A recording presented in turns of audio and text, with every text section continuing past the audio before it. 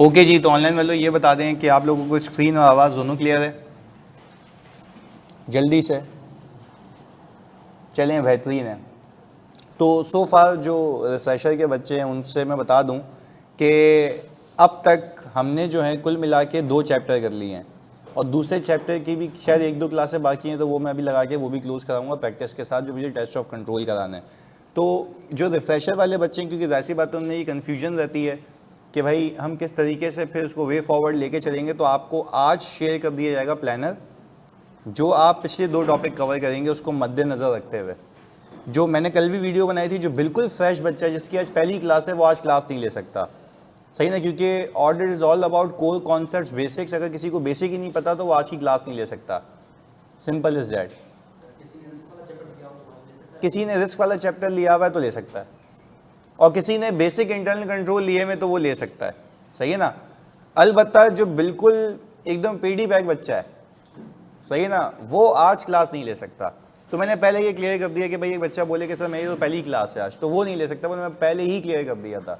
अच्छा, अब रही बात उन बच्चों की जो ऑलरेडी रिफ्रेशर के बच्चे हैं और अनफॉर्चुनेटली वो लाइन नहीं क्रॉस कर पाया, उनका पेपर रुक गया, तो मेरी गुजारिश ये होती है उन लोगों से कि भाई आप इसको भी साथ लेके चलें। वो जो रिफ्रेशर वाले उनसे बात कर रहा हूँ मैं, आप इन लेक्चर्स को भी साथ लेके चलेंगे जो अब मैंने शुरू करवाएं, और प्लानर के तहत पिछले लेक्चर भी कवर करेंगे, इस चीज़ को मद्देनज़र रखे हुए बगैर कि मैंने कभी कुछ सीखा भी था, मुझे कभी कुछ आता भी था।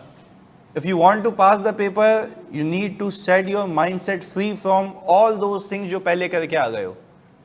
शुरू से रीड करना है, शुरू से पढ़ाई करनी है, शुरू से क्विज़ेस करने हैं, शुरू से सवालात करने हैं, एक फ्रेश पर्सपेक्टिव के साथ, ज़ीरो से शुरू करना है। क्लियर है?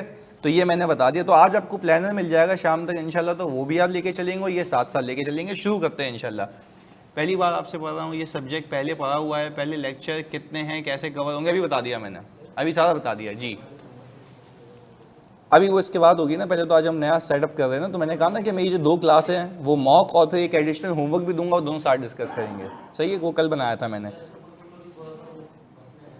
तो वो तो अभी टेस्ट ऑफ कंट्रोल के हमने अभी ख़त्म कर लिया है, या अभी जो जलालत प्रोग्राम है वो चल रहा है ना, तो मैं अभी बोलूँगा, सुनूंगा, डांटूंगा, वो होते होते होते तो सही हो जाएगा, सही है। अभी नहीं किया हमने ख़त्म उसको। ओके, कौन से टॉपिक्स कंप्लीट होगा भाई? 2 टॉपिक्स, रिस्क प्लस रिस्क में एनालिटिकल और internal control. So internal control और दोनों का फेस्टिवल था, हमने बहुत डिटेल में एक एक करके बिजनेस को समझा, फिर उसके कंट्रोल पे डिज़ाइन, फिर उसकी टेस्टिंग पे आ गए हम, और फिर उसके थ्योरेटिकल एक्सपेक्ट है वो मैं इनको इंशाल्लाह 1-2 दिन में कवर करा दूंगा, सही है। तो आप वो शाना बशाना साथ लेते रहेंगे। चलें, ओके, अब शुरू करते हैं आज का अपना पहला टॉपिक। तुम्हारा तो तीसरा होगा, रिफ्रेशर वालों का पहला होगा ऑडिट रिपोर्ट। अच्छा, ऑडिट रिपोर्ट का मतलब यह है कि जो भी आपने पूरे 2-3 महीने बैठ के ऑडिट किया, उसका नतीजा आज आप कंक्लूजन ड्रॉ करोगे। क्या ड्रॉ करोगे? कंक्लूजन ड्रॉ करोगे। सर ये जरा हैवी शब्द हो गए कि कंक्लूजन ड्रॉ करोगे। भाई नतीजा कि या तो फाइनेंशियल स्टेटमेंट सही है या नहीं है। और मैं रिफ्रेशर वालों से भी यही रिक्वेस्ट करूंगा कि इसमें बहुत सारे जार्गन्स हैं ना जो आपको पता भी होंगे, क्योंकि आप रिफ्रेशर वाले हैं, आप वो यूज नहीं करेंगे अभी मेरे सामने जब तक मैं खुद ना वहां पहुंचा दूं। सिंपल, आप बिल्कुल बेसिक बेसिक जीरो समझिए अपने आप को, शुरू से लेके चलने। इसको फिर से रिपीट कर रहा हूं, आपसे मैं पूछता हूं, हमने रिस्क असेसमेंट की। अच्छा, रिस्क असेसमेंट कैसे की थी? एंटिटी को समझा था, वहां से कुछ रिस्क निकल के आए थे, और इन्वायरमेंट को समझा था, और फिर इंटरनल कंट्रोल की अंडरस्टैंडिंग से जहां जहां गैप थे वहां वहां रिस्क था। तो हमें पूरे इतने सारे रिस्क जमा हो गए थे। अब मैं एक एक करके फेंकूंगा, आप मुझे बताएंगे। क्लियर है? फोकस के साथ इधर बिल्कुल पार्टिसिपेटिव रहना है, क्योंकि मैंने आपको कहा था ना, जो हो गया वो तो हो गया। जो असल गेम है मेरी नॉलेज का या मेरी इंटरप्रिटेशन का या मेरी जजमेंट का, वो यहाँ से और शुरू होगा। तो सुकून से सुनना है आपने। मैंने कहा मैं एक इदारे का ऑडिट करने गया जो अपने कॉन्ट्रैक्ट के अंदर एक से ज़्यादा सर्विसेज देता है। तो ये आपने इदारे को समझा, अंडरस्टैंडिंग। ऑडिट नहीं शुरू किया था, अंडरस्टैंडिंग ली थी। आपका क्या रिस्क था इसके अंदर?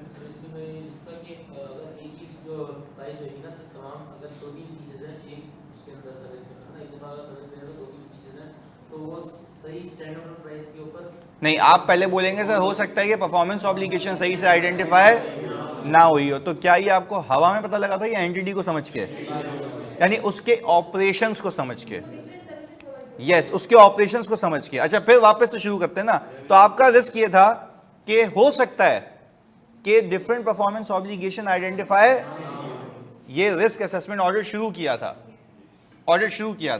सही है। आज से ज्वाइन कर सकते हैं जिन्होंने रिस्क असेसमेंट की हुई, आज की क्लास वो ले सकता है। प्लीज सुनना, आगे सुने। फिर दूसरा रिस्क उसी के अंदर था कि हो सकता है कि परफॉर्मेंस ऑब्लिगेशन सही ना टूटी हो बिटवीन अलग अलग परफॉर्मेंस ऑब्लिगेशन, तो वो हमने एक चीज सीखी थी। तो और हो सकता है कि भाई परफॉर्मेंस ऑब्लिगेशन सेटल होने से पहले रेवेन्यू रिकॉर्ड हो गया। तो ये तो तुम्हें इदारे को समझा तो आया ना।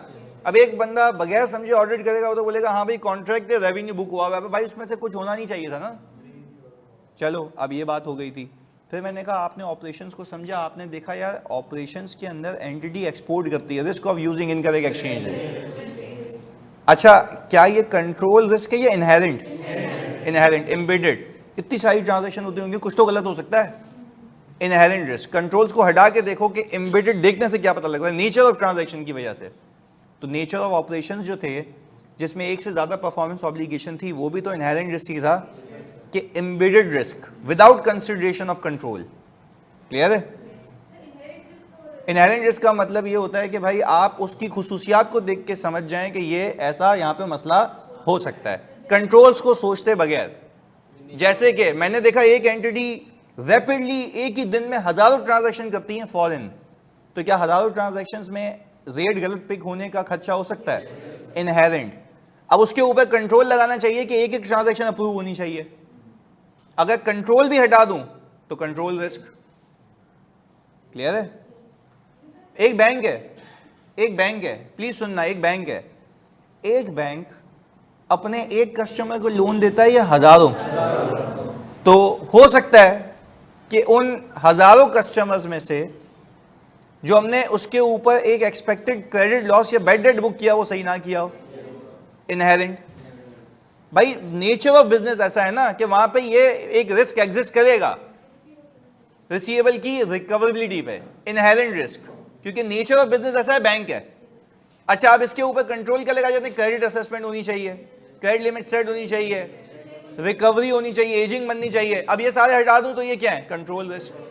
तो आपका जो ऑडिट रिस्क बनता है ना, वो इन दोनों का मिलाप होता है, इनहेरेंट और कंट्रोल। तो हमने यही सिखाया था, नाम आज बता रहा हूं, सीखा यही है हमने, इसको और इंप्रूव कर लेंगे। अभी तो सिर्फ ऑडिट रिपोर्ट पे आ रहा हूं, तो मैं पहले पूरी दुनिया क्लियर कर रहा हूं ताकि रिफ्रेशर वाले भी कनेक्ट हो जाए मुझसे। अच्छा, ये कुछ रिस्क आपके सामने आ गए हैं। मैंने एक तो इनकरेक्ट एक्सचेंज रेट का बोला, मल्टीपल परफॉर्मेंस ऑब्लिगेशन का बोला, और रिसीवेबल्स का, बैड डेट्स का भी जो बताया। चौथा सुनना, आप कंट्रोल्स का जायजा ले रहे थे, मैं जिससे पूछूंगा वो बताएगा, सही है? आप कंट्रोल्स का जायजा ले रहे थे, तो कंट्रोल्स का जायजा लेते हुए आपको पता लगा कि सेल बुक होती है सेल्स ऑर्डर को देखते हुए। सेल्स बुक होती है, मैं फिर रिपीट कर रहा हूं, सेल बुक होती है। नाजिश, क्या मसला है? सेल बुक होनी चाहिए जीडीएन पे, ऐसा है? अच्छा, तो सेल बुक होनी चाहिए जीडीएन में, मतलब वो परफॉर्मेंस ऑब्लिगेशन सेटल ही तब होगी ना। हो सकता है सेल्स ऑर्डर 50,000 यूनिट्स का हो और जीडीएन कम का बनाओ, तो आप तो पूरी सेल रिकॉर्ड करके बैठ जाओगे। तो मुझे बताओ इसमें क्या रिस्क है? फाइनेंशियल स्टेटमेंट्स का कौन सा लाइन आइटम हिट होगा? रेवेन्यू। ओवर स्टेट हुआ होगा, अंडर स्टेट? ओवर स्टेट हुआ होगा। भाई क्या जल्दी बताओ, ऑनलाइन वाले सही कह रही है, ओवर स्टेट हुआ होगा। कौन सी असर्शन है? अकरेंस है। आप हो गए ना चीता, समझ आ रहा है कि अकरेंस की बात हो रही है, अकर हुआ नहीं है, रिकॉर्ड कैसे हुआ? क्लियर है? पक्की बात है? आगे सुने, मैं इन्वेंट्री परचेज करता हूं, मैं कंट्रोल्स का जायजा ले रहा हूं, मैं फिर रिपीट कर रहा हूं, मैं कंट्रोल्स का जायजा ले रहा हूं। क्या मैंने ऑडिट शुरू कर दिया? रिस्क खेल रहे हैं। अच्छा, अब मैं जब आया, मैंने कंट्रोल्स का जायजा लिया, मैंने उससे पूछा भाई तुम इन्वेंट्री रिकॉर्ड करने का मैकेनिज्म क्या है? उसने कहा भाई मैं इन्वेंट्री रिकॉर्ड करता हूं इस तरीके से कि जब मेरे पास, जब मैं ऑर्डर प्लेस करता हूं, जब मैं परचेज ऑर्डर प्लेस करता हूं, उस वक्त मैं इन्वेंट्री डेबिट करके पेबल क्रेडिट कर लेता हूं। हाँ भाई, जीआरएन के बेस पे करना चाहिए। अच्छा, तो मुझे बताते हो जानी इसमें मसला क्या है? नहीं हो सकता है जीआरएन आई ही ना हो, तो अभी इसमें फाइनेंशियल स्टेटमेंट्स में क्या मसला है? इन्वेंट्री हिट हो रही है, ओवर स्टेटेड हुई हुई, अंडर स्टेटेड, ओवर स्टेटेड हुई हुई। अच्छा तो कौन सी असर्शन है? एग्जिस्टेंस, मौजूद नहीं है, रिकॉर्डेड होगी। भाई खेलना आ गया चीजों से। अब ये हमने इतना काम किया उसके ऊपर तो अभी यहां तक पहुंचे हैं। ये तो हो गई रिस्क असेसमेंट। आओ देखते हैं risk factor, companies involve in import. अच्छा रैपिड टेक्नोलॉजिकल चेंजेस लाइफ का मसला है कि हो सकता है कि यूजफुल लाइफ, इम्पेयरमेंट, ये सारे रिस्क है। अच्छा अब मुझे एक बात बताओ, इसके बाद हमने कहा sales is increasing however commission as a percentage of sale is understatement of commission expense.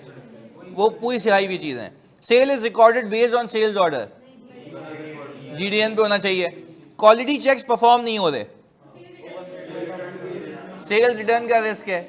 अच्छा तो अब इसके ऊपर जैसे जैसे आपको रिस्क मिलते हैं ना, जैसे जैसे आपको रिस्क मिलते हैं इसके अलावा, तो हमने कहा कि भाई यहाँ पे हम लिखें अगर हल्का फुल्का तो हम यहाँ कहेंगे यहाँ पे मुझे रिस्क है फॉरेन एक्सचेंज रेट का, लाइफ और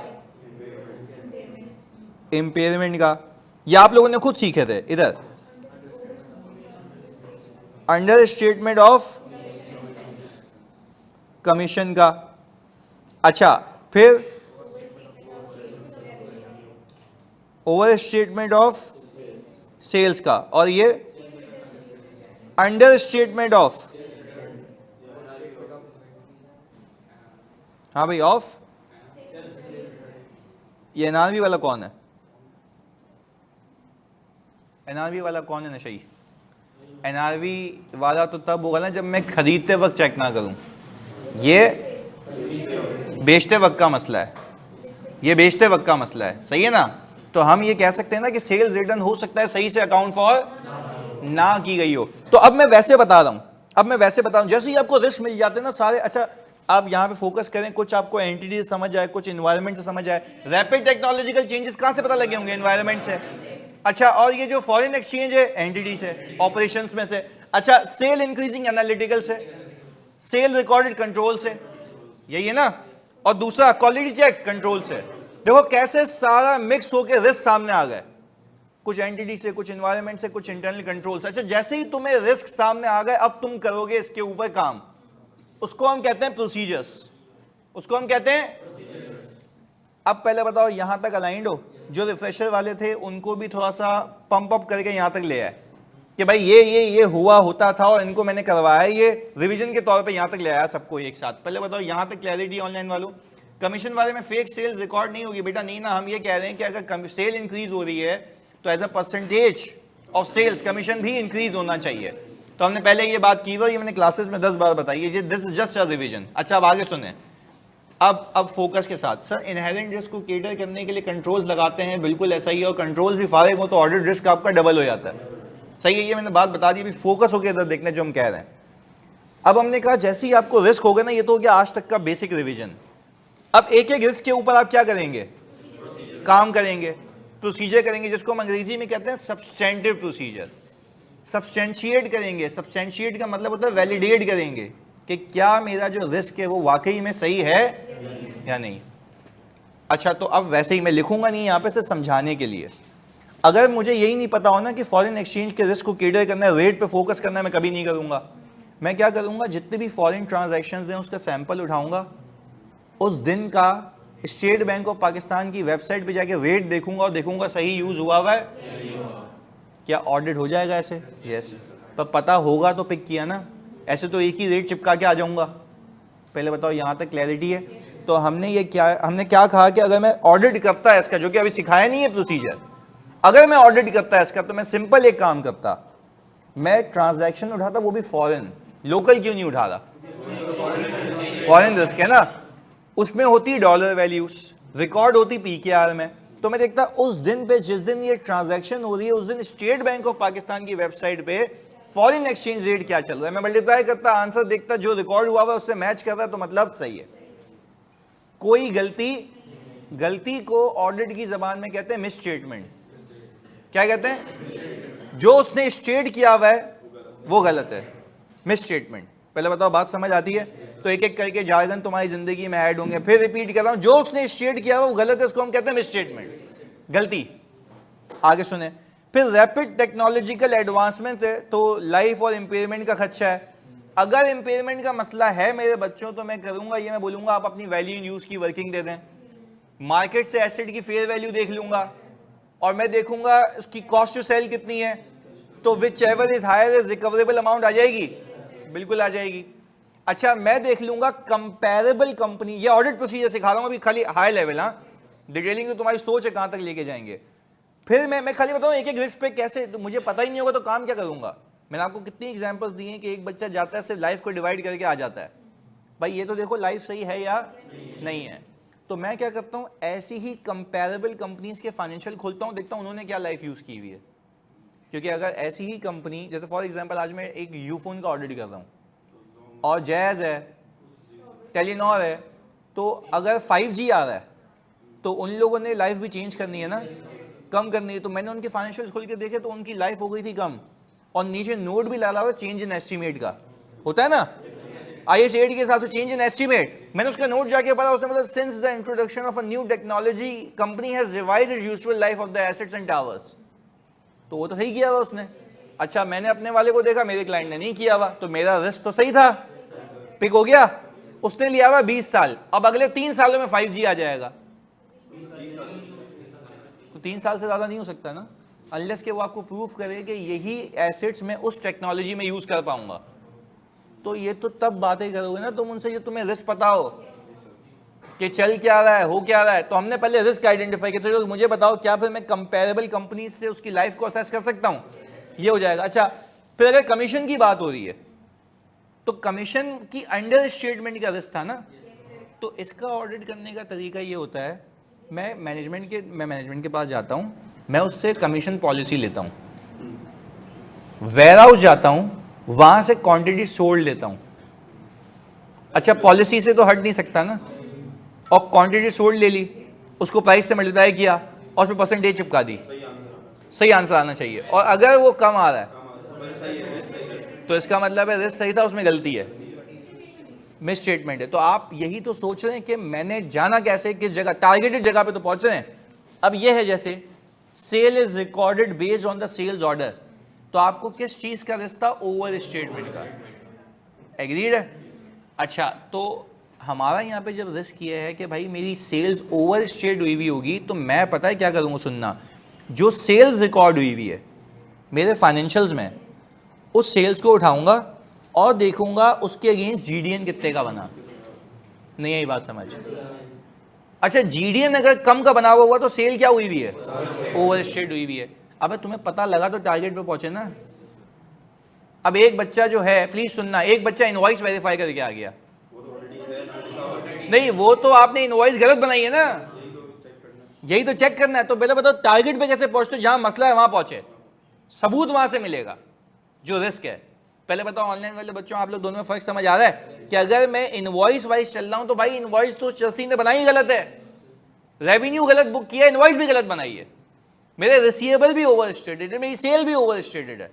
अब उस चीज को सही करने के लिए मैं क्या करूंगा, मैं जितनी भी सेल ट्रांजैक्शन रिकॉर्ड हुई हुई हैं उसको मैं GDN से कंपेयर करूंगा, बोलूंगा बताओ मुझे इस सेल ट्रांजैक्शन के अगेंस्ट GDN कितने का बना था, और अगर वो GDN कम का था तो रिस्क मेरा सही था, sales were overstated, sales overstate हुई भी थी, होनी नहीं चाहिए। पहले बताओ बात समझ आती है। अब एक हमारा नशी कह रहा है कि GDN फेक भी तो बन सकता है, वो कोलिजन कहलाता है, उसमें आप कुछ कर सकते हैं या to the best of your knowledge काम करेंगे। अच्छा अब एक इंडिपेंडेंट बंदा आपकी फाइल रिव्यू कर रहा है, आपका ही ऑडिट कर रहा है, क्योंकि ऑडिट ओवरसाइट बोर्ड भी होता है ना, वो आया आपके पास, आपने कंट्रोल्स में देखा, लिखा हुआ है, आपने खुद लिखा हुआ है डॉक्यूमेंटेशन में कि sales is book based on the sales order, तो वो आपसे बोलेगा भाई ये तो तेरा रिस्क है, इस पे काम क्या किया, तो हम बोलेंगे नहीं हमें तो लगता है GDN फेक बन सकते हैं इसलिए हमने काम ही नहीं किया। काम तो करेंगे ना भाई, कितने GDN फेक बनाएगा, कोई ना कोई तो हत्ते चलेगा ना। तो आप क्या GDN SS को पूछोगे कि हाँ भाई तेरे पास है या नहीं, चेक भी करोगे, तो उस पर आपके भी साइन होंगे। और मैं मजे की इंटरेस्टिंग कहानी बताऊं, एक फ्रॉड हमने जैसे GDN वाली बात कर रहा ना, ये एक फ्रॉड हमने ऐसे पकड़ा था कि हमने ये देखा था कि GDN जो बन रहे थे ना, एक बेवकूफ़ी की थी उन लोगों ने, देखो चोरी करने वाला कोई ना कोई सबूत तो रहने देगा। अब मैं वैसे बता रहा हूँ, हमारे बच्चे ने क्या किया, सैम्पलिंग की ना, तो लाइन से ना उसके कुछ सैंपल उड़ गए सीक्वेंस में, मैंने कहा इसका GDN दिखा, यही रिस्क था वहां पे। जब मैंने GDN देखने लगा ना, तो GDN के ऊपर सिग्नेचर जो है लाइन से 15 GDN पे कस्टमर के सेम सिग्नेचर थे और कस्टमर नेम अलग थे। अच्छा मैंने बोला अच्छा बच्चे से मिस हो गया, वो बच्चे ने बेवकूफी क्या की, GDN पे से क्वांटिटी देखी, बच्चे ने GDN पे क्या देखी सिर्फ, वो बोल रहा सर सेल्स तो बिल्कुल सही बुक हुई हुई है, आपकी रिस्क असेसमेंट गलत है। मैंने कहा वे क्या हो गया, सवाल कर, एक मिनट रुक जा, हो सकता है गलत भी होती कि वो सही होते, पर मैंने कहा एक मिनट सबर कर जा भाई, रिस्क तो सही है ना। देखो रिस्क तो मेरा बिल्कुल सही था ना कि यार किस पे बनना है, सेल्स ऑर्डर पे, बनना किस पे चाहिए, GDN पे, ये तो सीधा सीधा भंड है। मैंने कहा एक मिनट सबर कर।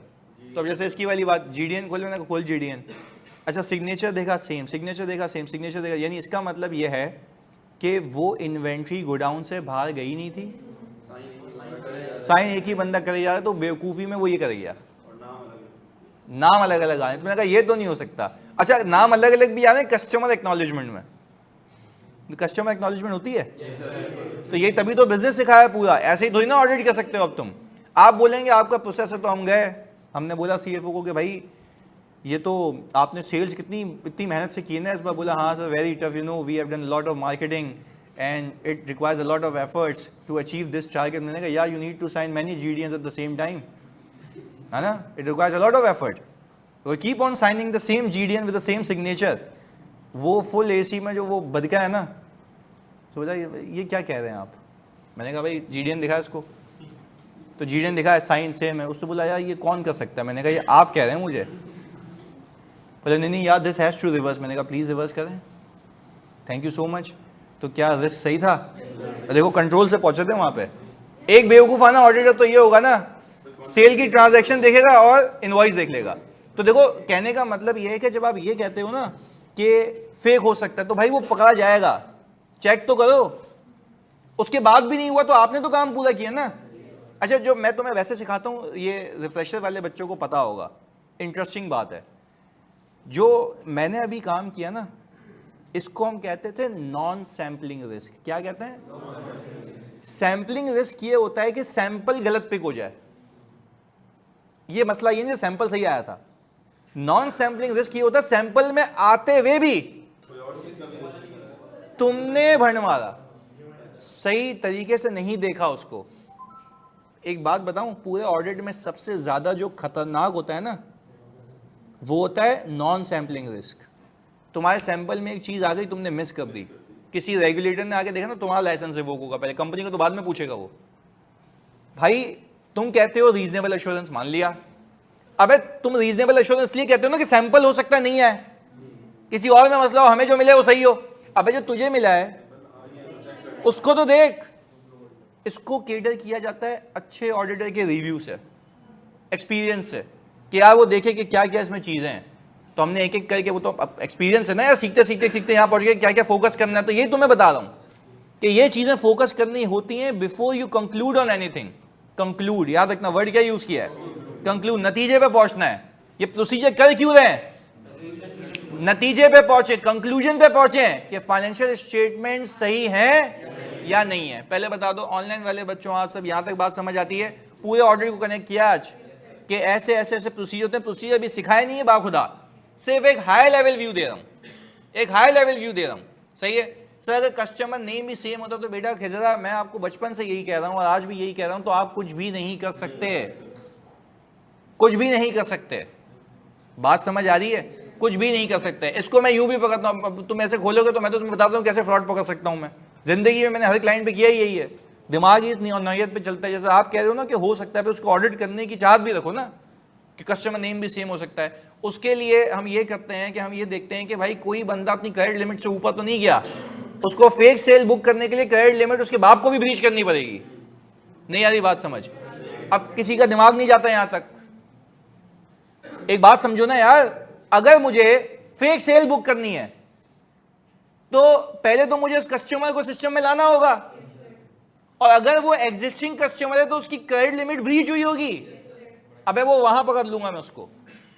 तो मैं तो यूं 3 वे चलाता हूं, मैं बोलता हूं अच्छा मेरी बात सुन, ये है ना कुछ नहीं मिला ना, जरा ऐसा देख कितने ऐसे कस्टमर है जिनकी क्रेडिट लिमिट ब्रीच हुई है, वो सारे निकाल लो, एक साथ पता लग जाएगा भाई क्यों ब्रीच हो गई। फिर हम बोलते हैं बताओ इसकी अप्रूवल अगर एक्सेसिव हुई थी, किसने अप्रूव किया इसको, और किसी का अप्रूवल अगर नहीं हुआ वहीं पकड़ में आ जाएगा फेक सेल्स है।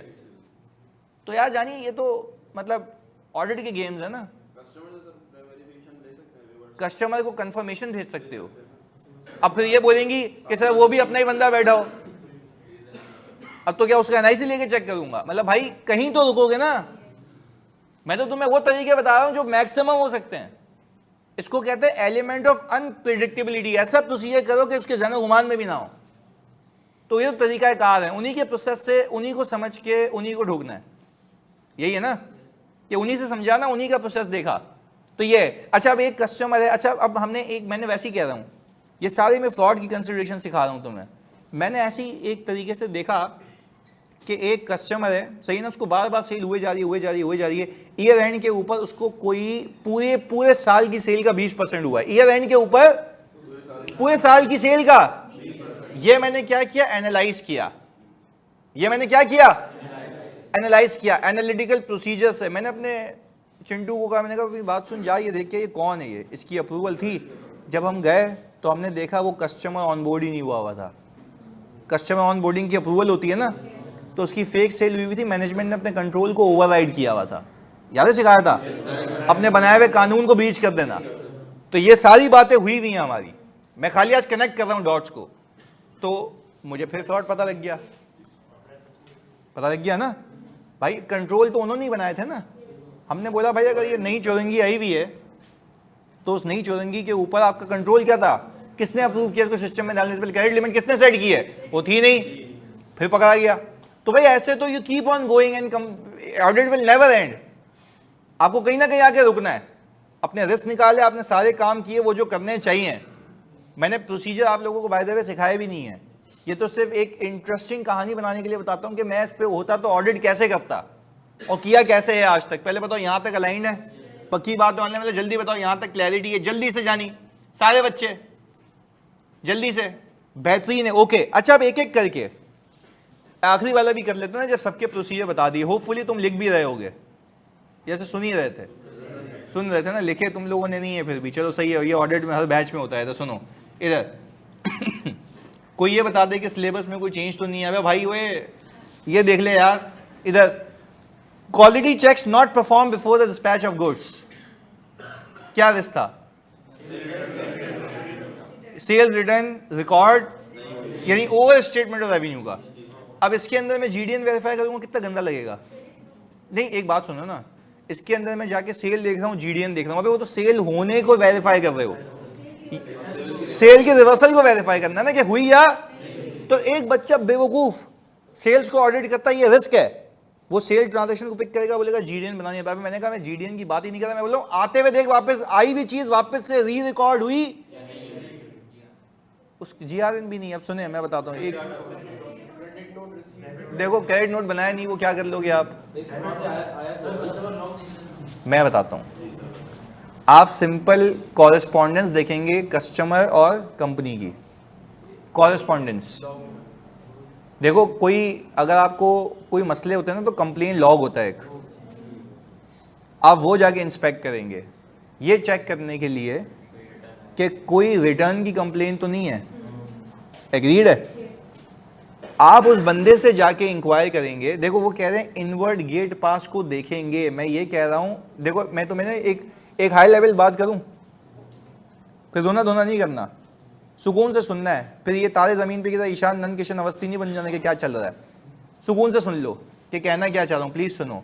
एक बच्चा ना सेल्स रिटर्न को वेरीफाई कर रहा था, मैं तुम्हें रियल लाइफ स्टोरी सुनाता हूँ। फिर एक बच्चा सेल्स रिटर्न को वेरीफाई कर रहा था। किसको वेरीफाई कर रहा था? सेल्स रिटर्न को। मैंने तभी कुछ भी लिखा नहीं है यहाँ पे क्योंकि प्रोसीजर मैंने सिखाया नहीं है, सिर्फ कहानी सिखा रहा हूँ। लिखना आपका काम था आज की क्लास में, सही है? तो सुने, सेल्स रिटर्न को वेरीफाई कर रहा था। उसने क्या किया? उसने जनरल लेजर खोला और सेल्स के डेबिट उठाए। नहीं आ रही बात समझ? सेल्स के डेबिट उठाए, हाँ या नहीं? जल्दी बताओ ऑनलाइन वालों, हाँ या नहीं? बिल्कुल नशे की तरह बैठना नहीं है, बताओ हाँ या नहीं? उसने सेल्स के डेबिट उठाए। सेल्स के डेबिट का मतलब ये है, ये वो सेल्स का रिवर्सल है जो हो चुका है। एग्रीड? यहां तक तो कोई कंफ्यूजन नहीं है ना कि सेल्स इंक्रीज होगी तो क्रेडिट कम होगी तो डेबिट। उसने डेबिट उठा लिए, सारे नहीं उठाए, सैंपल पे उठाए, पता नहीं क्यों। सैंपल पे उठाएगा भाई, साल में कितनी बार हुई होंगी? चलो ओके, ये भी बात समझ आती है, सैंपल पे उठाया उसने, प्लीज सुनना। अब सैंपल पे उसने जब वो डेबिट वाली एंट्रीज उठाई ना, उसका जाके उसने जो गुड्स इनवर्ड नोट होता है वो देख लिया,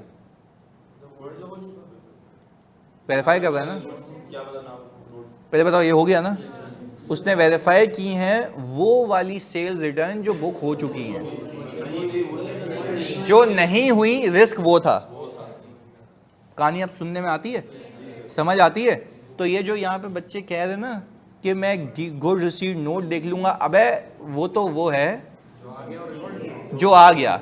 इसके दो तरीके होते हैं, पहला बताया customer complain log, correspondence with the customer, दो बातें हो गई। ऐसा है क्या इन दोनों जगहों से आपको ऑल टुगेदर आपकी सेल्स रिटर्न का पता लग सकता है? और फिर वो लॉग जो उठाओगे ना, इसने कस्टमर ने कंप्लेन की कि मैंने ये माल, ये वाला जो इनवॉइस थी ये वापस की है, तो आप वही जाके देखोगे क्या रिकॉर्ड हुई है। देखो एक चीज रिकॉर्डेड से वहां जाओगे तो आप चेक कर रहे हो हुआ था या नहीं हुआ था, हम वो चेक कर रहे हैं जो होना चाहिए था और नहीं है। पहले बताओ फर्क समझ आता है जी? डेबिट नोट रिसीट तुम कैसे डिटेक्ट करोगे? ऐसे ही ना कि कस्टमर की कॉरेस्पॉन्डेंस है, उसी कॉरेस्पॉन्डेंस में बताएगा ना मैंने इतने का डेबिट नोट भेजा था, इसको कैसे पता लगेगा? आप उस बंदे से जाके इंक्वायर कर लोगे जो डेबिट नोट रिसीव करता है। बात समझ आती है? और एक और आखिरी प्रोसीजर कर सकते हो, सुनना। पहले बताओ, मैंने अभी दो बातें कही हैं, कस्टमर कंप्लेन लॉग, कॉरेस्पॉन्डेंस, और नहीं तीसरा अभी बताया ना इनके कहने पे कि जो बंदा डेबिट नोट रिसीव करता है उससे डेबिट नोट की लिस्ट ले लो और फिर देखो ये सारे डेबिट नोट रिकॉर्ड हुए, क्योंकि हो सकता है इसमें से कुछ रह गया हो। ये वाली आ रही नहीं बात समझ? देखो दो बातें अलग अलग बोली है मैंने। एक तो आपने कस्टमर कंप्लेन लॉग देखा, देखो this is what I am known for ना, प्रोसीजर्स।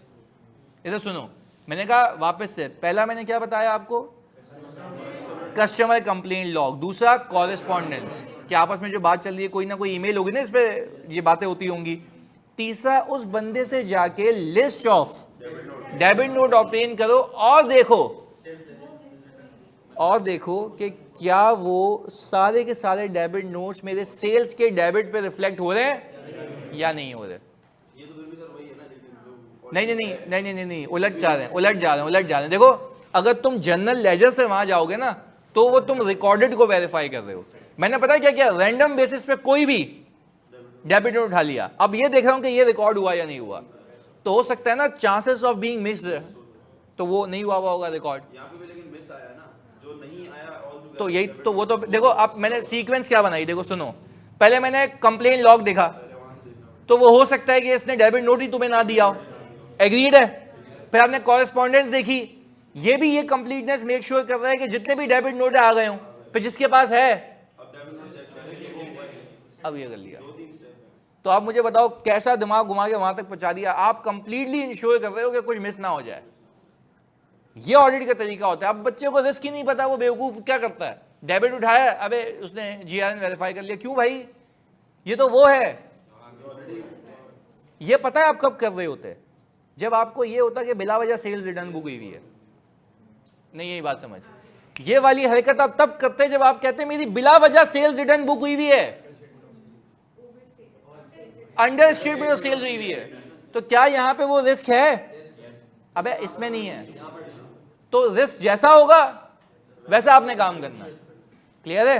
तो देखो कितनी सिग्निफिकेंस है, कितनी सिग्निफिकेंस है। सैंपल फ्रीक्वेंसी कितनी होगी? अगर 100 है तो मैंने सैंपलिंग सिखाई, मैंने ऐसी बदतमीजी की।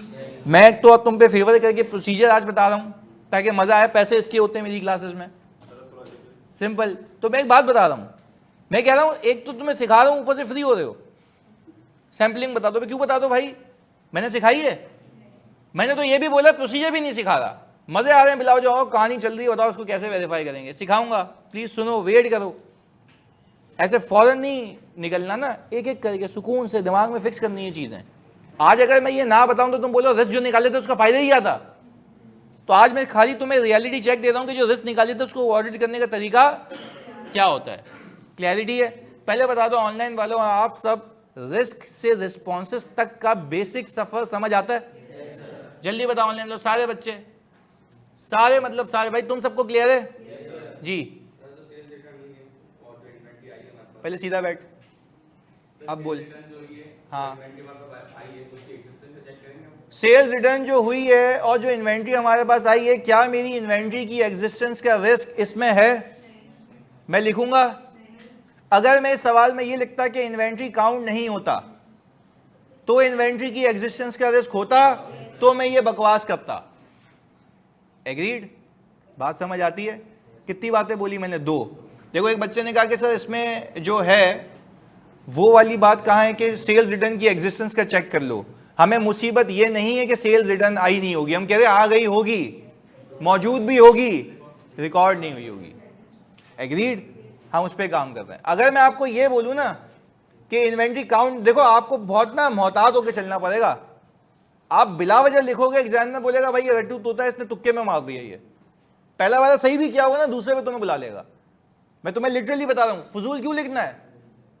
जो बोला है उस पर काम करो। भाई ये इन्वेंट्री की काउंटिंग वाला रिस्क कब आता? जब आप बोलते हैं बोलो काउंट नहीं करते, कैमरे नहीं लगे हुए, तो there is a risk of inventory being stolen. तो आप बोलते हैं सरप्राइज काउंट कर लेंगे, जाके एग्जिस्टेंस चेक कर लेंगे। वो तब होगा ना मेरी जान जब वो रिस्क हो। अभी क्या वो रिस्क है? तो अभी आपको जो रिस्क अपेरेंटली आपके सामने दिख रहे हैं, आपने उस पर काम करना है। सर ये वो प्रोसीजर्स तो नहीं है ना जो हमने रिस्क असेसमेंट में किए थे? अबे क्या बातें कर रहा है भाई, ये कौन सी चीज़ है सुबह सुबह? भाई रिस्क असेसमेंट में तो मैंने वो प्रोसीजर किए थे जो रिस्क को असेस करने के लिए थे। इंक्वायरी, ऑब्जर्वेशन, इंस्पेक्शन, वो रिस्क असेसमेंट प्रोसीजर थे। ये रिस्क पे काम कर रहे हैं, ये वो वाले प्रोसीजर वो भी हैं, पर वो रिस्क असेस करने वाले हैं, ये उसको वेरीफाई करने वाले हैं। उसका नाम ही रिस्क असेसमेंट प्रोसीजर था। और ये क्या है? Substantive procedure. यहां पे भी अल्लाह की कसम इंस्पेक्ट करूंगा, इंक्वायरी करूंगा, ऑब्टेन करूंगा, सब कर रहा हूं ना। वहां पे भी इंस्पेक्ट कर रहा हूं, तो वहां पे क्या कर रहा होता हूं? रिस्क असेस कर रहा हूं। यहां पे क्या कर रहा हूं? उसको वेरीफाई कर रहा हूं। तो हैं तो दोनों प्रोसीजर्स, बट वो है रिस्क असेसमेंट और ये सब्सटेंटिव। सब्सटेंटिव का मतलब ये है कि सब्सटेंशिएट करना, वैलिडेट करना कि जो रिस्क आइडेंटिफाई किया थे क्या वो वाकई में है भी। अच्छा, तो अगर मुझे बात बताओ सर, जीएल से, भाई खिजरा का फिर सवाल आ गया, इसने मार्केट में फिर सवाल फेंक दिया। सुनो, जीएल से डेबिट नोट रिसीव की लिस्ट तब देखनी है जब ओवर स्टेटमेंट ऑफ सेल्स का मसला हो। सुनो सुनो सुनो, देखो ये रिफ्रेशर है, वैसे बता रहा हूं, हालत देखो तुम। जीएल से डेबिट नोट की, डेबिट नोट नहीं होता जीएल में बेटा, जीएल में डेबिट सेल्स होती है, सही है। जीएल से डेबिट की लिस्ट तब देखनी है जब overstatement of sales return का मसला हो। गलत। जब आप ये कहें कि आपने बिला वजह, यूं कह लो सिंपल जबान में, उसने तो कॉम्प्लेक्स कर दिया, वो ये कह रही हैं कि सर मैं जीएल से डेबिट तब उठा के देखूं जब मुझे ये खदशा हो कि सेल्स रिटर्न जानबूझ के रिकॉर्ड की गई होगी। सेल्स रिटर्न, तो फिर मैं क्या करूंगा, जो जो जीएल में बुक हुआ है ना उसको जाके देख लूंगा कि वाकई में उसका जो रिटर्न आया था या। यहां पे तो मेरा मसला ये नहीं है, मसला उलट है। मेरा मसला ये है कि मैं तो कह रहा हूं सेल्स रिटर्न आई है पर रिकॉर्ड, ये जो खिजरा आप बात कह रही हैं, जो हमने बात की ना, वो तो तब होगा जब रिकॉर्ड हो चुकी है और होनी नहीं चाहिए थी, तो फिर वो उलट काम होगा उस पर। क्लियर है? तो उसमें और चीजें पता लग सकती है ना, पर जब तुम्हें जो रिस्क है तुम उसके अकॉर्डिंग काम करते हो, सही है ना। तो देखो तुम्हारी डायरेक्शन होती है ना कि ये रिस्क है तो मुझे ये ढूंढना है, तो फोकस उस पर होगा ना जो ढूंढना है। अब तुम एक ही चीज दिमाग में चलाओगे, ऊपर भी हो सकता है, अंडर भी हो सकता है, तो फिर तो मसला हो जाएगा ना। पहले रिस्क पिक करो, फिर देखो उस पर काम क्या करना है। क्लैरिटी है भाई? चलो, अब अल्लाह का शुक्र है प्रोसीजर पे हल्की फुल्की बात की। अब इसके अगेंस्ट में, हाँ तुम लिखो लिखो, मैं खाली एक चीज बता रहा हूं। रिस्क देखे, उसके ऊपर आपने प्रोसीजर देखे, और प्रोसीजर के नताइज आएंगे, उसको हम कहते हैं कंक्लूजन। क्या कहते हैं? और हम ये कह रहे हैं जो प्रोसीजर मैं करूंगा ना, उससे मुझे जो मिलेगा वो एक ऑडिट का सबूत होगा, जिसको हमने पहली क्लास में सीखा था, ऑडिट एविडेंस। अच्छा, अब यूं कहें खाली समझने के लिए, सिर्फ समझने के लिए, क्या मैं ये कह सकता हूं कि मुझे अगर कंक्लूजन ड्रॉ करना है, कंक्लूजन किस चीज का ड्रॉ होता है? Very good. कंक्लूजन ड्रॉ करना है कि क्या मिसस्टेटमेंट है या नहीं है। मैं फिर रिपीट कर रहा हूं, कंक्लूजन ड्रॉ करना है कि मिसस्टेटमेंट है या नहीं है, उसके लिए इस कंक्लूड करने के लिए तुम्हें जो दरकार है व्हाट ऑडिट एविडेंस है। कहानी सुनते रहना, सिर्फ क्या कहता हूं, ऑडिट एविडेंस तुम्हें कैसे मिलेगा, और प्रोसीजर किस पे परफॉर्म करोगे,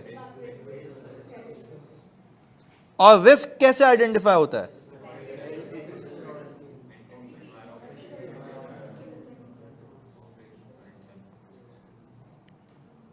हाँ भाई, पूरी ऑडिट साइकिल समझ आती है।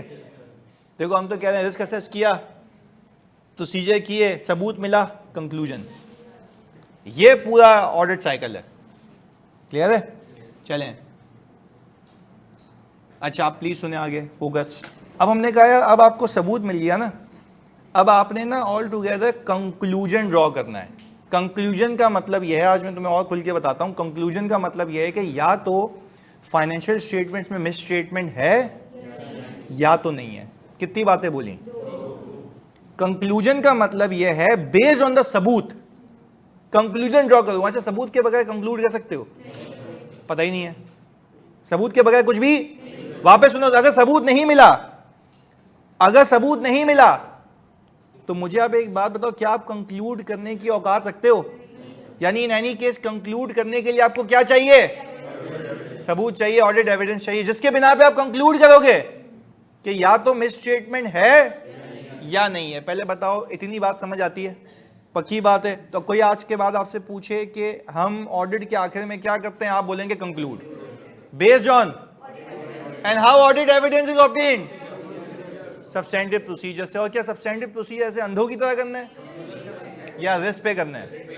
तो ये हमारा पूरा ऑब्जेक्टिव था। आई होप आज की क्लास में आपको थोड़ी सी और क्लैरिटी हुई होगी कि किस तरीके से ऑडिट चलता है। तो ये पहले बातें बताना ना फजूल होती हैं, आज जब साथ साथ चलेंगे तो आपको गेम समझ आएगी कि ऑडिट असल में है क्या। अब सुने, ऐसा भी हो सकता है मैं कंपनी के पास जाऊं, सुनना मेरी बात फोकस से, ऐसा भी हो सकता है कि मैं कंपनी के पास जाऊं और मैं कंपनी को ये बोलूं कि मुझे ना ये इंपोर्ट की ट्रांजैक्शंस दे दें, इंपोर्ट की। तो मैनेजमेंट ये कहेगी कि इंपोर्ट की ट्रांजैक्शन का मेरा डेटा जल के राख हो गया है, जहाँ पे था वो करप्ट हो गया है, जहाँ पे था वो। तो आपको सबूत मिल गया ना? सबूत ही नहीं है, सबूत ही नहीं है, सबूत ही नहीं है ना। सबूत तो तब होता, अच्छा वो कह रहा है ये मेरी इन्वेंट्री रिकॉर्ड हुई है, इतने पे रिकॉर्ड हुई है, इतना पेबल है, मैं बोलूँगा वेरीफाई कहाँ से करूँ? हो ही नहीं सकता। इसको हम कहते हैं, अच्छा वैसे ऑडिटर का स्कोप होता है सबूत इकट्ठा करना। ऑडिटर का स्कोप क्या होता है? सबूत इकट्ठा करना। और अगर सबूत नहीं है तो इसको हम कहते हैं लिमिटेशन ऑफ स्कोप। आपके स्कोप पे क्या आ गई? लिमिटेशन आ गई कि आपका जो स्कोप था सबूत इकट्ठा करना, वो लिमिट हो चुका है, अब कुछ कर ही नहीं सकते। अच्छा, यानी अब कुछ बातें लिखी हैं, हमने सीखी हैं, तो सुनना इधर। हमने कहा जब आप ऑडिट प्रोसीजर करेंगे ना तो इसके कुछ रिजल्ट आएंगे। अच्छा, रिजल्ट ये होगा या तो एविडेंस मिलेगा। अच्छा, एविडेंस मिलने के भी दो किस्से,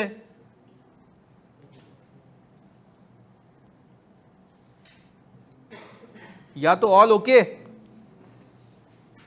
हाँ भाई, या तो मिस स्टेटमेंट। बाकी क्या है?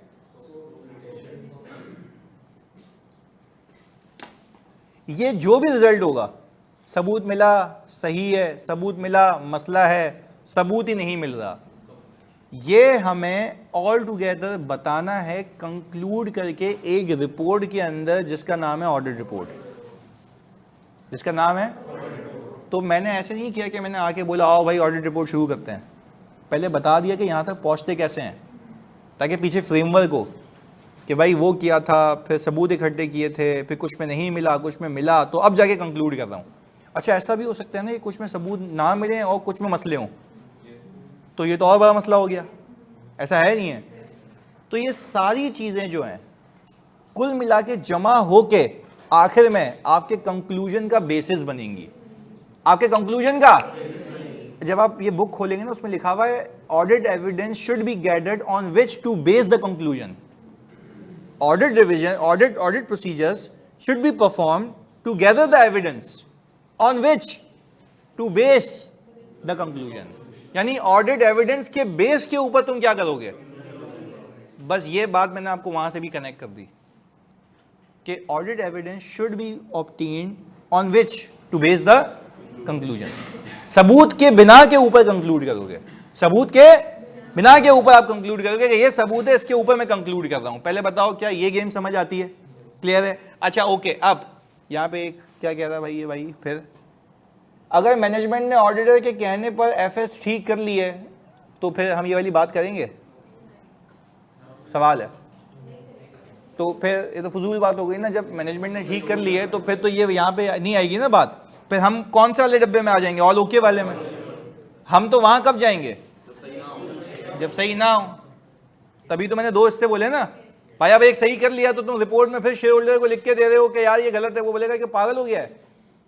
भाई बोलेगा यार सही है, मसले निकले थे तो ऑडिट करवाया इसलिए था, वो सही कर लिए तो हमें क्यों बता रहा है. अब हो गया तो हो गया.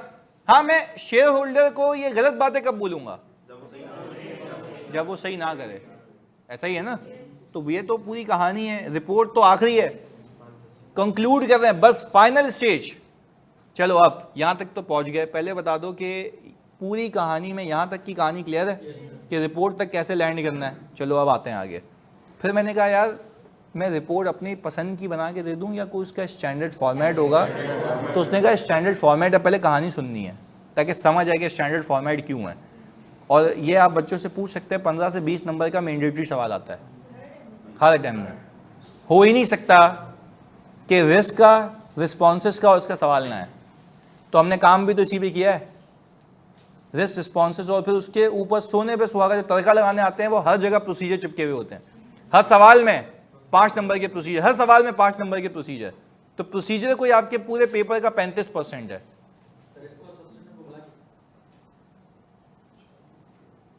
40 से 35% है. तो हम तो उस पर काम ही करेंगे, वो तुम्हारी सोच है. पहले सीख लो कि ऑडिट की थीम क्या है. अब आगे सुनो.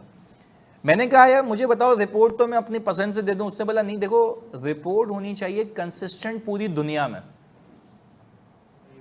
रिपोर्ट होनी चाहिए कंसिस्टेंट पूरी. मैं बताता हूं क्यों. ये बात नहीं समझ आया मुझसे 5 बार रिपीट करा लेना, पर क्योंकि आज की क्लास सिर्फ बेसिस, बुनियाद बनाने के लिए ऑडिट रिपोर्ट की. अच्छा, मैंने कहा क्यों कंसिस्टेंट होनी चाहिए. उसने कहा कि अगर युगांडा में कोई ऑडिटर है, ईवाई युगांडा ऑडिट कर रही है, और ईवाई युगांडा में अगर आपको कोई सबूत नहीं मिल रहा तो उसके लिखने का तरीका वही होगा जो ईवाई पाकिस्तान करेगी. हमने बोला ऐसा क्यों. यूनिफॉर्मिटी, ताकि एक बंदे को, कोई भी पूरी दुनिया में कोई रिपोर्ट रीड करेगा ना, एक ही देख के समझ आ जाए कि ये मसला हुआ है. अच्छा, कल आप लोगों को याद है मैंने आप लोगों से आपके रिजल्ट के स्क्रीनशॉट मांगे थे ग्रुप पे. देखो वो ये रहे, ये लेफ्ट पे मेरा है. अल्लाह करे तुम्हें जल्दी मिल जाए. देखो क्वालिफाइड CA एग्जामिनेशन, मतलब dream of many and you will and everyone will achieve इंशाल्लाह. ऐसा ही है. सुनो ये आ गया. फिर एक मैंने वो किया था. अच्छा आप देखो कितना प्रिडिक्टेबल फॉर्मेट है आईकैप का. आप जब आंखें खुलती है ना आपकी, अगर सुबह रिजल्ट होता है तो आपको पता है पहले CRN लिखा हुआ होगा, फिर P ग्रेड होगा. देखो यूनिफॉर्मिटी है ना, देख के समझ आ जाए. यस, नंबर आया तो आपने समझे, रजाई ली, वापस सो गए. भाई जैसे ही नंबर दिखे तो हमें बंद करके सो जाओ. तो कहने का मतलब ये है कि बात समझ आती है. जी 2 हैं, 2 हैं. अब देखो आपने अलग रीड किया और बाकी सबको सही पता था. कैसे पहुंचे सब सही, क्योंकि उनको पता है कि फॉर्मेट ही है, एक्सपीरियंस. तो कहने का मतलब ये है कि अगर आप हर किसी को अपने इख्तियारात दे देना तो प्लीज सुनना, हो सकता है कि मार्केट में कोई ऑडिटर ऐसी रिपोर्ट लिख दे जो वो बात कन्वे ना कर पाए और किसी और को समझ. तो कहने का मतलब ये कि हो सकता है ना, ऐसे एग्जांपल दे दूंगा, आईकैप का ये फॉर्मेट ना हो, हर किसी को अपने अपने मैसेज करे, हो सकता है कि कोई गलत इंटरप्रेट करके मिठाई भी ले आए. ऐसा ही है. और अब्बू को मिठाई खिलाई रहे थे तो सामने से रिजल्ट आ गया, अब्बू ने वही मिठाई घुमाई और तो कहने का मतलब ये है कि भाई ये आपकी कंसिस्टेंसी होती है जो सोचने में मजबूर करती है। अच्छा ऐसा लिखा हुआ होगा तो इसका मतलब ये है, ऐसा लिखा हुआ होगा तो इसका मतलब ये है। तो हमने बोला भाई हम स्टैंडर्डाइज फॉर्मेट पे ले आएंगे। तो मैंने कहा अच्छा भाई अगर कोई हालात वाकयात हुए उस पर कोई चेंजेस हुए तो मतलब ये भी मैं बताऊंगा कि अगर कोई गलती है तो उसको कैसे बताना है, अगर सबूत नहीं मिल रहा तो कैसे बताना है। बोले ये दोनों बातें मैं बताऊंगा आपको, आप उन पैरामीटर्स में रहते हुए रिपोर्ट ड्राफ्ट करेंगे, उन पैरामीटर में रहते हुए। अच्छा तो मुझे एक बात बताओ, क्या यहां पे देखो यही तो लिखा हुआ है international standards on auditing promotes consistency in the auditor's report so that it is possible to compare the auditor reporting globally.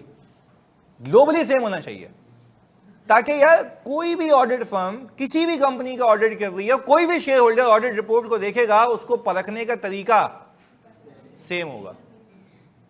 मैं आपको एक बात बताऊं, सुनना, मैं अभी आगे जाके तो बड़ी स्टोरी जाएंगी ऑडिट रिपोर्ट के अंदर, क्योंकि कहानी तो वहीं से शुरू होती है ना, क्योंकि गलतियां पकड़ी जाती हैं तो अल्टीमेटली कहां जाती हैं, रिपोर्ट में।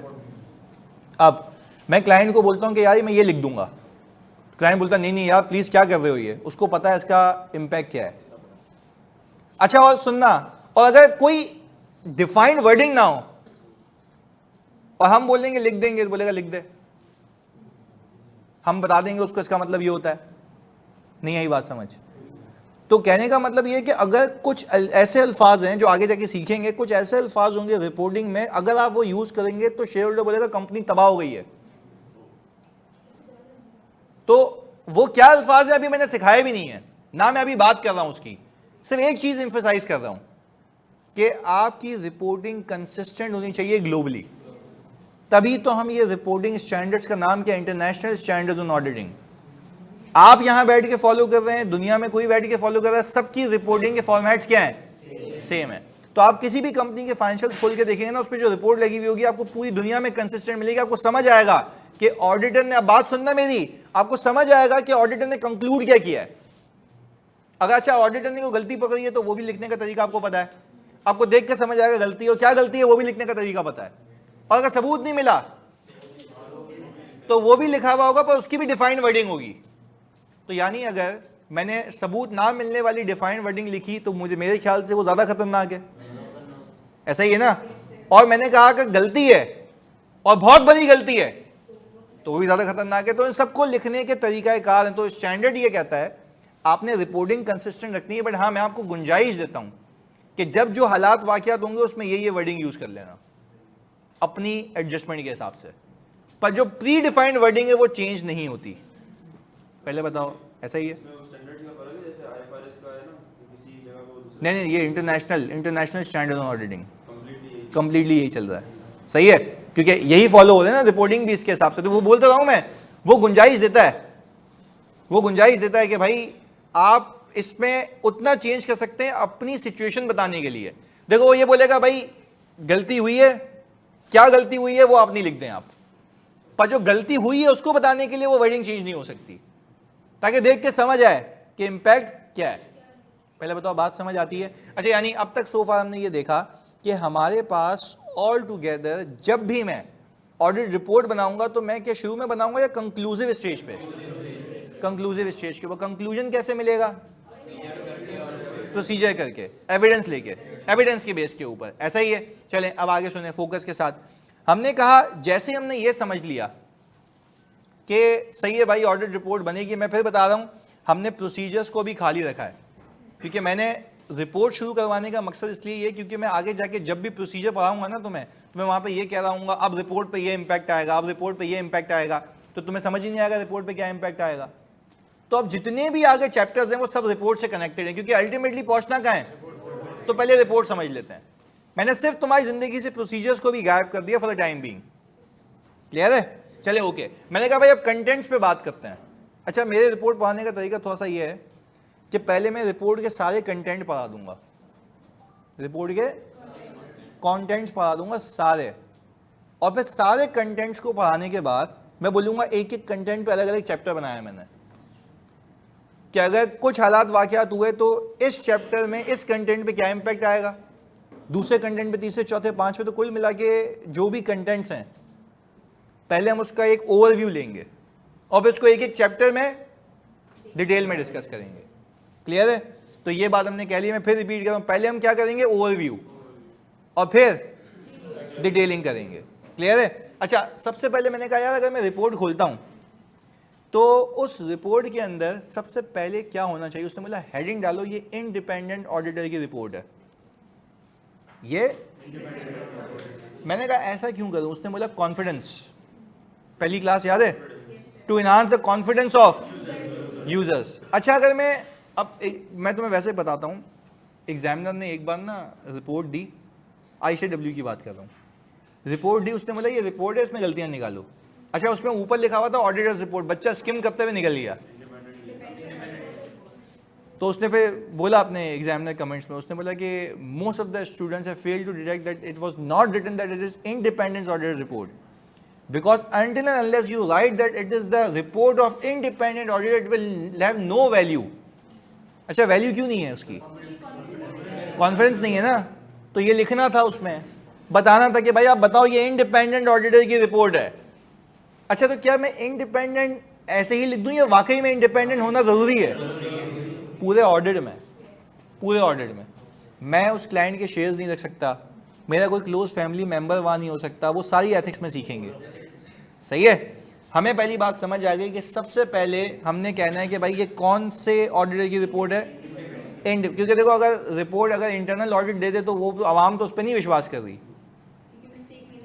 Very good. तो अब मुझे बताते हो कि जो एतमाद होगा, जो कॉन्फिडेंस होगा, वो किसकी रिपोर्ट पे आएगा? तो हमने कहा पहला कंटेंट हमारा ये हो गया कि वो एक इंडिपेंडेंट ऑडिटर की रिपोर्ट है। Writing independent auditor report is not a substitute of being really independent. Yes, सिर्फ लिखना काफी नहीं है, होना भी चाहिए। तो वो तो आपको पता है कि भाई हम शेयर्स नहीं रख सकते, हमारा कोई क्लोज फैमिली मेंबर नहीं हो सकता, उससे कोई बिजनेस रिलेशन नहीं हो सकता, ये सारी चीजें, बहुत सारी चीजें आएंगी आगे। क्लियर है? आगे सुने। अच्छा, अब हमने कहा दूसरा कंटेंट एड्रेसी, किसको एड्रेस कर रहे हो? यूजर, पर यूजर अलग अलग हो सकते हैं ना। अच्छा, कहने का मतलब ये कि 99% केसेस में जब आप एक स्टैट्यूटरी ऑडिट करते हो तो आपको अपॉइंट कौन करता है? तो रिपोर्ट किसको जाएगी? शेयर होल्डर को। मैं तुम्हें अभी एग्जांपल देता हूँ, हुआ क्या, एक हमारी मतलब खैर वो तो ढकी छुपी बात नहीं है, वैसे बता सकता हूँ। आपको पता होगा PDCL ने अभी टेलीनॉर को एक्वायर किया है, मतलब परमिशन मिल गई है, एक्विजिशन अभी होगी, तो जैसी बात है उसको लोन चाहिए होगा। अच्छा, तो जो लोन दे रहा है ना, नहीं वो फाइनेंशियल्स देखेगा। उसने बोला मुझे इस वाले फाइनेंशियल पे नहीं, इंडिपेंडेंट होना चाहिए। सुनना, वो तो लिख दिया।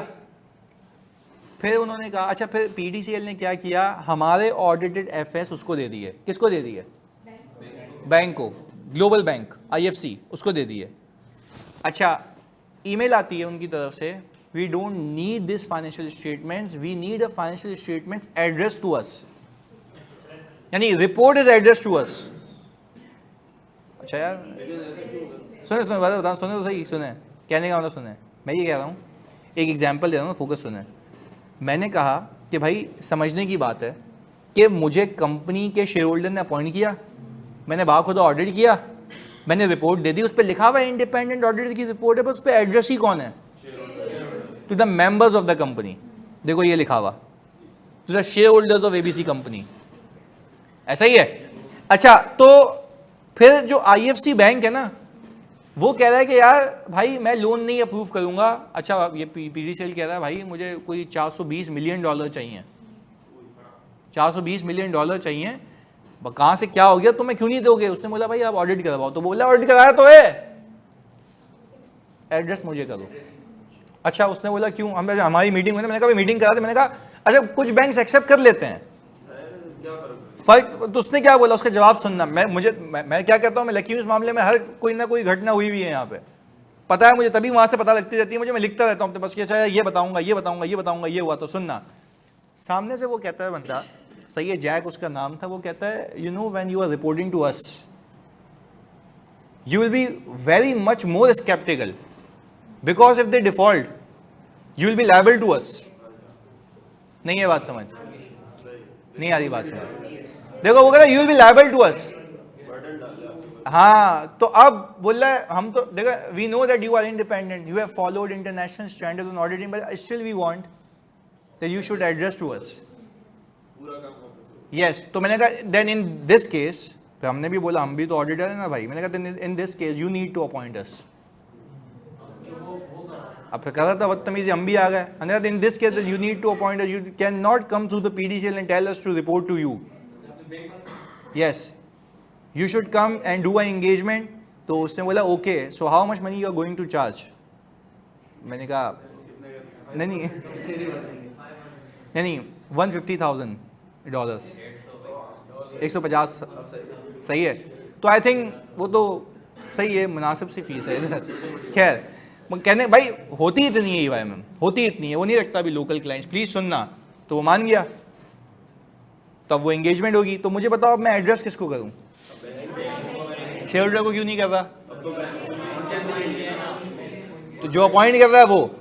अच्छा अब देखो share holders members in case of statutory audit, देखो साइड में क्या लिखा हुआ है, बैंक्स में क्या लिखा हुआ है, जब उसे लोन देना होता है, ऐसा है। अच्छा अब एक इन्वेस्टर है जो एक कंपनी को खरीदना चाह रहा है, एक कंपनी को, वो मुझे कह रहा है यार मुझे नहीं पता कि इसकी कंपनी के एसेट्स सही है नहीं। अच्छा मैं कह रहा हूं भाई उसकी ऑडिटर की रिपोर्ट देख ले, एड्रेस, कल को कोई भंड हुआ तेरे को पकड़ूंगा, नहीं ये बात समझ। अच्छा अब सुनना, हमने बोला वैसे भी तो भाई हो सकता है ना, बोलेगा नहीं भाई आपकी ऑब्लिगेशन ज्यादा हो जाएगी अगर आप। स्टैट्यूटरी ऑडिट क्या होता है? अच्छा भाई स्टैट्यूटरी ऑडिट ये होता है जो कानून के हिसाब से आपने करना ही करना है, सही है। और ये जो बैंक करवा रहा है क्या ये करना ही करना था? ये ऑप्शनल था, उसने अपनी सेटिस्फेक्शन के लिए, अपने कॉन्फिडेंस के लिए करवाया, एग्रीड, चले ओके। अब अच्छा एग्जामिनर दिमाग तो ऐसे घुमा सकता है कि ऊपर थोड़ा सा सिनेरियो दे, रिपोर्ट दे और बोले इसमें गलतियां निकालो, तो हो सकता है तुम्हें एड्रेस ही पिक करना हो सकता है ऊपर इंडिपेंडेंट गायब हो। तो अगर तुमने ये भंड मारे ना तो गया पेपर हाथ से। मैं तभी बता रहा हूँ ना, जो कुछ किया था वो कुछ नहीं था, अब जो शुरू होगा वो गेम अलग है, इसमें जजमेंट्स और बढ़ जाएंगी। उसको केडर मैं ऐसे करता हूँ कि मैं इतने सवाल कराता हूँ, ढीठ बना दूंगा सोचने के लिए, और इंशाल्लाह एक वक्त ऐसा आएगा जैसे रिस्क में तुम सब सोचने की सलाहियत तो सेम हो गई ना, लिखने की आगे पीछे होगी, सोचने की सेम हो गई है। तो ऑडिट रिपोर्ट में भी हमें यह करना है कि सोचने की क्या करनी है, सेम करनी है। और मैं आज आपको बता देता हूँ, मैं टेंशन देना शुरू कर दूंगा अब से। जो मैं सवालात बनाऊंगा ना, जो मैं आखिरी वक्त पे बनाता हूँ, वो आज से बनाना शुरू कर रहा हूँ। तो अब जो आपके पास सवालात आएंगे उसमें गलतियां होंगी, ग्रुप पे आके रोना नहीं मचाना कि मैं KPK से हूँ, मुझसे नहीं होता भाई। ये क्या क्राइटेरिया होता है भाई? फिर उस दिन मेरे को ग्रुप पे लिख रहा है बंगी, सर वो आपको पता है मैं KPK से हूँ ना, तो मेरे को थोड़ा स्लो समझ आता है। तो भाई तू पूरे जिले को क्यों बदनाम कर रहा है? तेरा मसला है, KPK से उस बच्चों को बाकी का क्या लगे? बोला नहीं सर मैं स्लो हूँ, KPK वाले। अब भाई फिर KPK भाई, खुदा के वास्ते कोई है यहाँ से KPK का? है कोई? देखो भाई तेरे को तो ऐसा कोई मसला नहीं है ना यार, तू भी तो KPK से ही है ना यार, तो क्यों शर्मा रहा है इधर? चलो ओके प्लीज। देखो ये भी कह रहे हैं, अच्छा मिसबा भी हैं। तो भाई मुझे एक बात बताओ यार, तुम उसको बोला करो ना ग्रुप पे आके, वो भाई तू अपने तक रख। हाँ अब वो एक तो अब्दुल मजीद नाम का है, कल तो रुसवा होके ग्रुप से चला गया, वो खुद जलील होने आया था रात को। तो यार मतलब मुझे बताओ ना, वो बोल रहा है कि भाई उसने क्या बोला था वैसे?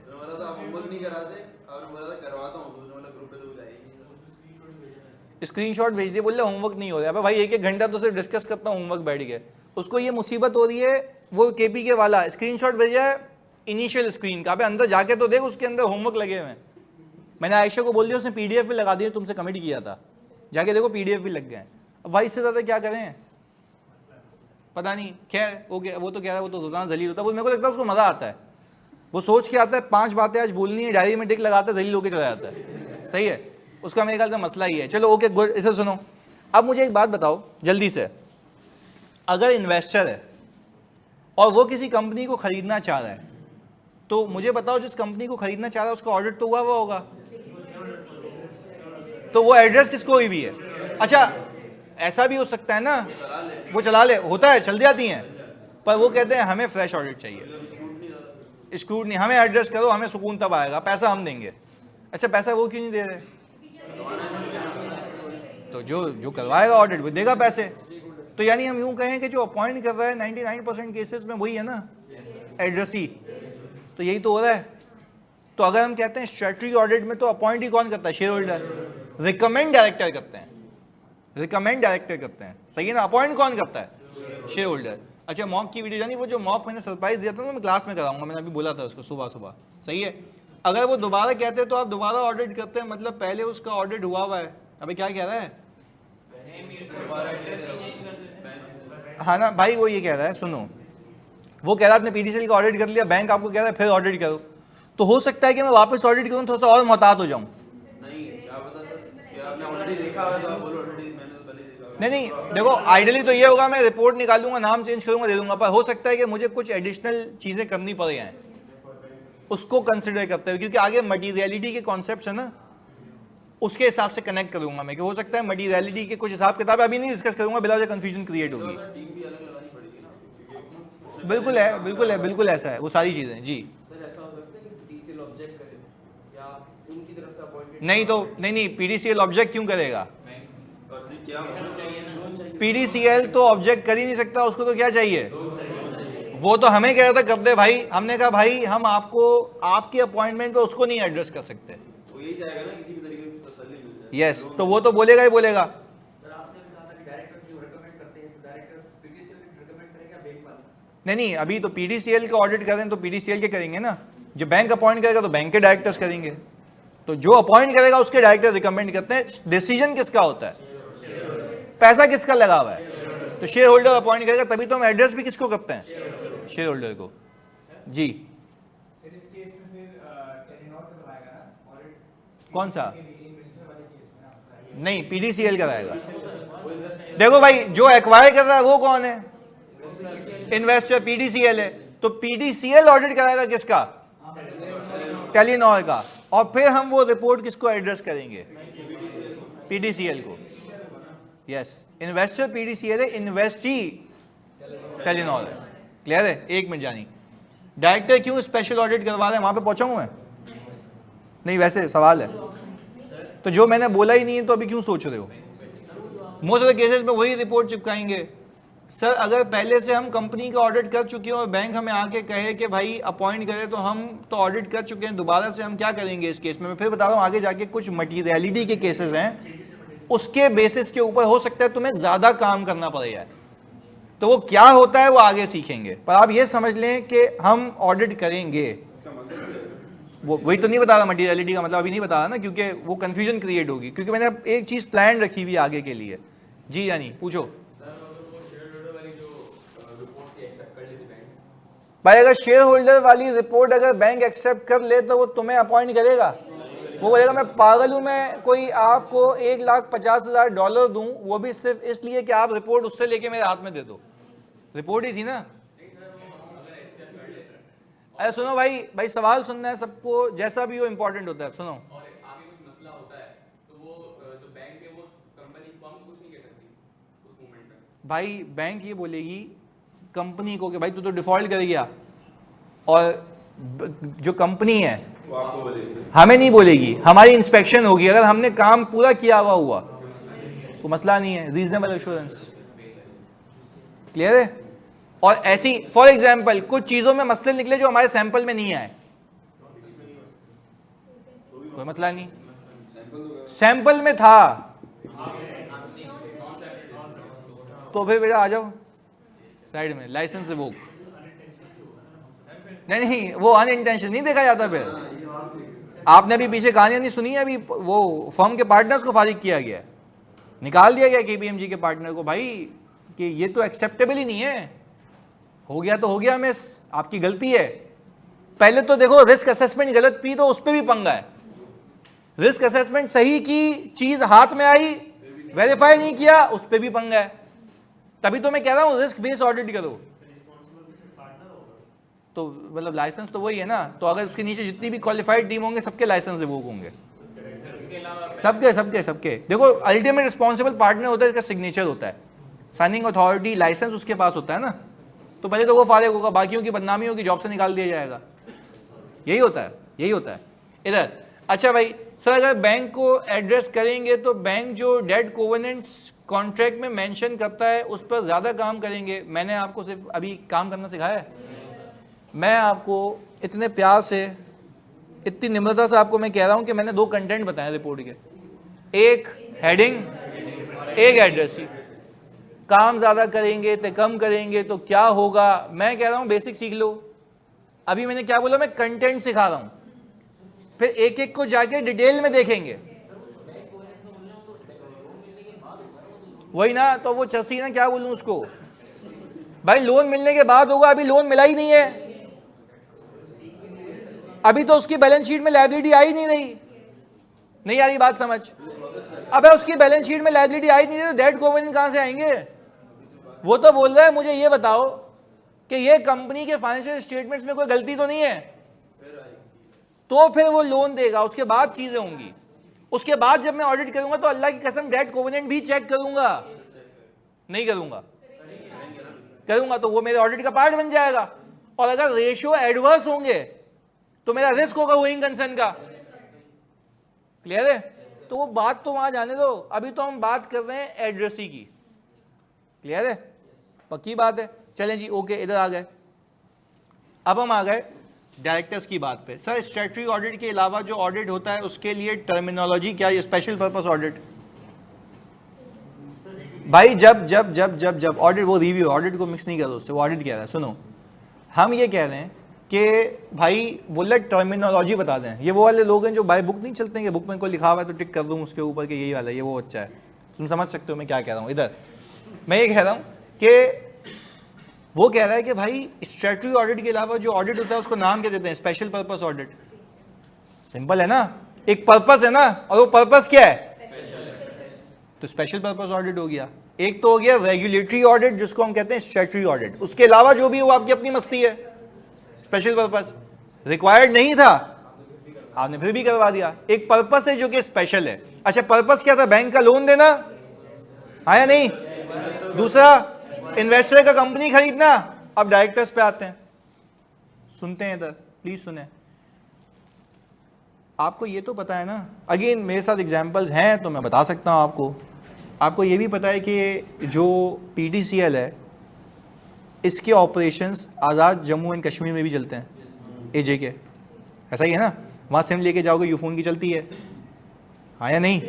यूफोन भी PDCL का ही, वहाँ पे जाओगे जैस की भी चलेगी, और ऑल टुगेदर उनका अपनी भी एस्कॉम की वो भी चलेगी। घूमते रहते तो हमें इसलिए पता है कि वहाँ पे एस्कॉम का नेटवर्क है। अब सुने, होता क्या है कि जब आप रिटर्न फाइल करते हो ना तो AJ के पाकिस्तान में नहीं आता। आप जब कश्मीर जाते हो ना तो वो आपको ये अगेन एंड अगेन कहते हैं कि आप पाकिस्तान से आए। तो मैंने कहा अबे खाली यहाँ से यहाँ तो आया हूँ। वो बोला नहीं आप पाकिस्तान से हैं। मैंने कहा हाँ भाई पाकिस्तान से, आगे बात कर। बोला अच्छा आप कहाँ घूमने? आगे बात यूँ होती है, वो अपने आप को पाकिस्तानी इंडिपेंडेंट मानते हैं, वो पाकिस्तानी नहीं कहते। तुम उनकी बिजली के रेट देखोगे तो मतलब कितने कितने नीचे हैं। वो तो हड़ताल करके रोडों पे आ जाते हैं। सही है, आई थिंक 7-8 रुपये चलता है वहाँ पे, कोई ऐसा हिसाब किताब है। हमारा कितना है? तो खैर वो तो मैं लग पता जाएगा कितना डेविएशन है। खैर वो उनकी अपनी जुरिस्डिक्शन है, वो अपने हिसाब किताब से चलते हैं। खैर अब होता क्या है, जब AJ के ऑपरेशंस हैं वहाँ पे हो रहे हैं तो वहाँ पे रेवेन्यू जनरेट हो रहा है, हाँ या नहीं?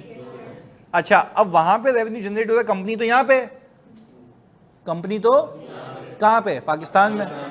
अच्छा, तो वहाँ की रेवेन्यू अथॉरिटीज़ यानी टैक्सेशन अथॉरिटीज़ ये कहती हैं कि भाई आप हमारा भी टैक्स रिटर्न भरेंगे, हमें तो टैक्स दो ना। आपके नेटवर्क की तारें यहाँ घूम रही हैं, लोग कॉल यहाँ कर रहे हैं, रेवेन्यू यहाँ जनरेट हो रहा है, तो टैक्स भी यहाँ दो। नहीं है बात समझ? तो वो हो गई AJ के सोर्स इनकम, AJ के की है ना। तो वो बोलेगा अच्छा भाई कमा वहाँ रहे हो, टैक्स यहाँ दे रहे हो, कहाँ पे? तो वो कहता है ये नहीं होगा, वहाँ अलग टैक्स है, हाँ तो यही है ना, तो वो अलग है, तो वहाँ पे टैक्स देना पड़ेगा। अच्छा, अब टैक्स देने के लिए कोई अमाउंट होनी चाहिए। अच्छा, ऐसी अपनी मर्जी से निकाल के दे दें, फिर नहीं वेरीफाई होगी, कौन करेगा? पर वहाँ पे तो फाइनेंशियल्स बन ही नहीं रहे, फाइनेंशियल कहाँ बन रहे हैं? तो अब इसका होगा स्पेशल पर्पस ऑडिट। इस पाकिस्तान के FS में से वो नंबर खींच के निकाले जाएंगे जो कहाँ पड़ते हैं वहाँ पे। तो वहां का पीपी अलग हो जाएगा, वहां पे टावर्स होंगे ना, तो टैगिंग सिखाई थी ना, टैगिंग होती है, तो वहां के पीपी अलग हो सकते हैं, उसका डेप्रिसिएशन अलग हो सकता है, इनिशियल अलाउंस अलग हो सकता है, एड बैक होकर टैक्स बैक सब निकल सकता है। तो इसके लिए डायरेक्टर आपको बोलेगा भाई बड़ा मेहरबानी उसका भी ऑडिट कर दे, उसका अलग है। तो अब मैं शेयर होल्डर को एड्रेस क्यों नहीं कर रहा? डायरेक्टर अपॉइंट करता है स्पेशल पर्पस ऑडिट के लिए।